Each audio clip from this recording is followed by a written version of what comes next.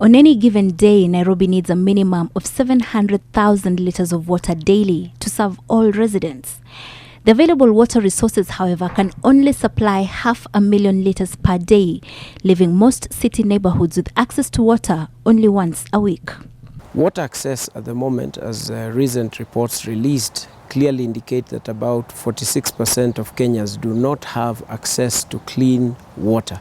Access meaning having to get water within a radius of about 5 kilometers. This means about 19 million Kenyans actually do not have water.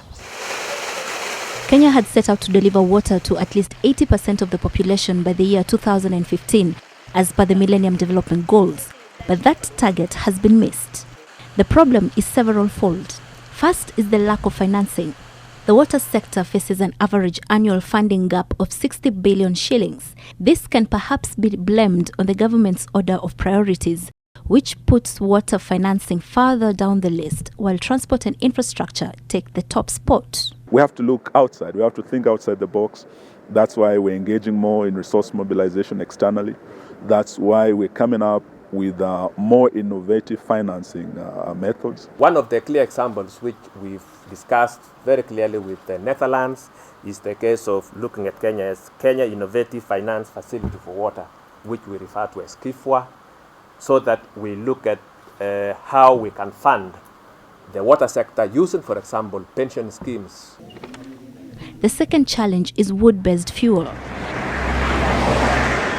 The charcoal industry is estimated to be worth 32 billion shillings, but in order to produce this charcoal, trees are cut down every day.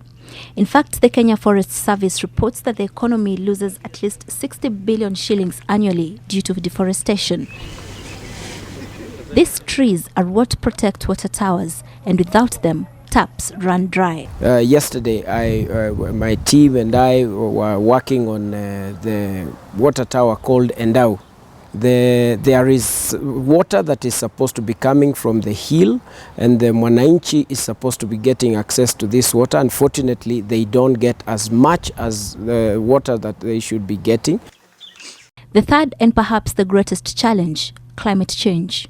The current drought has brought the impact of climate change right to the doorstep of every Kenyan, a very key water source, dropped to below 50%. There is a climate change law in place that focuses on massive reforestation and a shift to renewable energy, but this will take years to yield fruits. In the meantime, there's need for public education on protection of water sources. That must be dealt with at the level of showing the Mwananchi.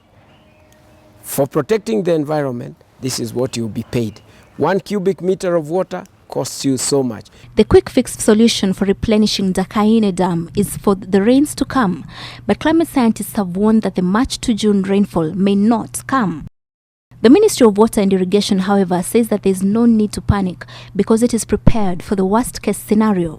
A total of 7 billion shillings has been set aside to ensure that there is still some water available should the rains fail. The long-term solutions, the ministry says, is to complete the Northern Collector Tunnel, which will not only fully recharge Ndakaine, but also bring in an extra 140 million liters of water into Nairobi daily. Also, the ministry intends to build an additional 40 dams across the country in the next 5 years, which will triple Kenya's water storage capacity. This will be done through the Kenya Water Harvesting and Storage Authority that has been created under the Water Act of 2016.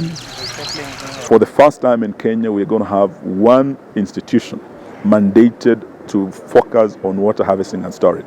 It will come up with policies, it will come up with strategies. In 2013, the government discovered a water aquifer in Lotikipi in Turkana County, which has a capacity to serve the entire country for 70 years. That water turned out to be saline and therefore unfit for consumption.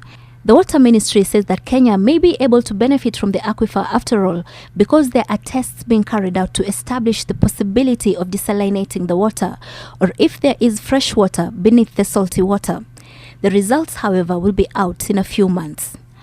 Zainab Wandati, NTV.